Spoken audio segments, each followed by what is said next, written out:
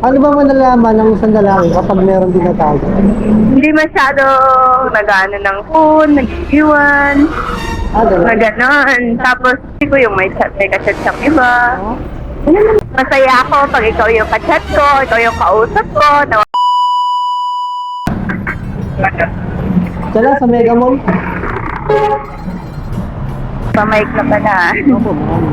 Para hindi maboring yung basta naman. Kung meron kang dyan nakita sa sarili mo, sigawa mo, kwentong wala. Ay. Ganun pala. Oo.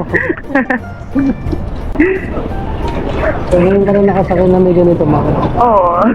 Anong masasabi mo sa mic natin? Maganda, siyempre. Malinaw ba? Oo, hindi na.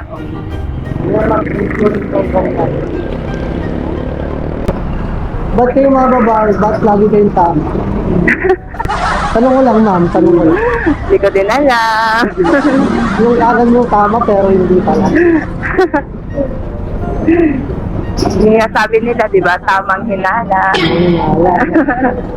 So ba, ginala ka na rin ba? Oo. Oh? Siyempre, makahalata mo naman yan, di ba? Pag may tinatago or may something, ganon. Ano ba malalaman ng isang lalaki kapag meron tinatago? Hindi masyado nag-ano ng phone, nag-iwan, na Gano'n? ganon. Tapos, yung nagpapaalam, tapos malalaman mo, wala pala, ganon. Ganun ba? Pero nasa mo na rin pala yan. Siyempre. Ilang beses na? Sa ano, dalawang beats. Ganun. Ilang beses? Ibig sabihin, dalawang beses na lang nila ako. Oo. Sakit naman. Okay lang. Baka naman mayroon kang pagkukulang. Then Baka meron kang pagkukulang. wala. Na naman. Pasakay pa rin. Hindi na. Hindi mo na pinagbigyan. Ilang ulit na din kasi, tapos, nung, siya na din yung bumitaw eh. Hindi go. Okay lang, no? Yun lang. Dami-daming lalaki dyan, no? Hindi go. Sabi nga, di kawalan siya. Okay ba? Hindi, paulit-ulit na din kasi yan. Yung parang sa paulit-ulit ba na palagi mo din binibigyan ba ng chance pa, parang nawawala na din yung Yung love. Oo. So, ganun mo siya nahuli, umiiwas siya. May time din kasi kasi legal din kami nun niya eh. May time din kasi pag pupunta siya ng bahay, naiiwan niya yung phone niya sa mesa, gano'n. Nabubuksan ko, wala kasi yung password, gano'n. Nahuli ko yung may kachat siyang iba.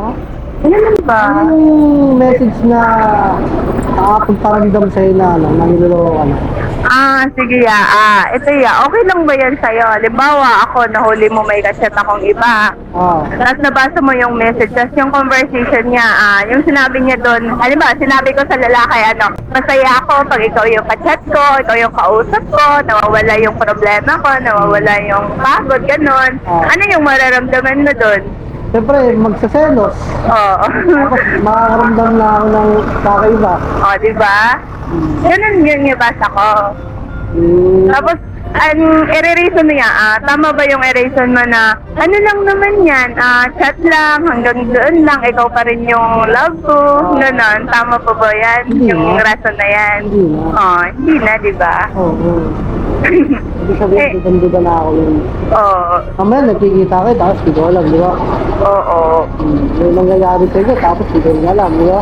Oo. Kaya gano'n. Pero, tinatawad ko pa rin siya naman kasi parang nadaan sa binigyan ko pa rin naman siya ng chance nun kasi naisip ko din kasi pareho kaming legal, gano'n. Oo. So, ba't naman kayo nag-iwalay na? Doon sa dahil sa babae niya yun.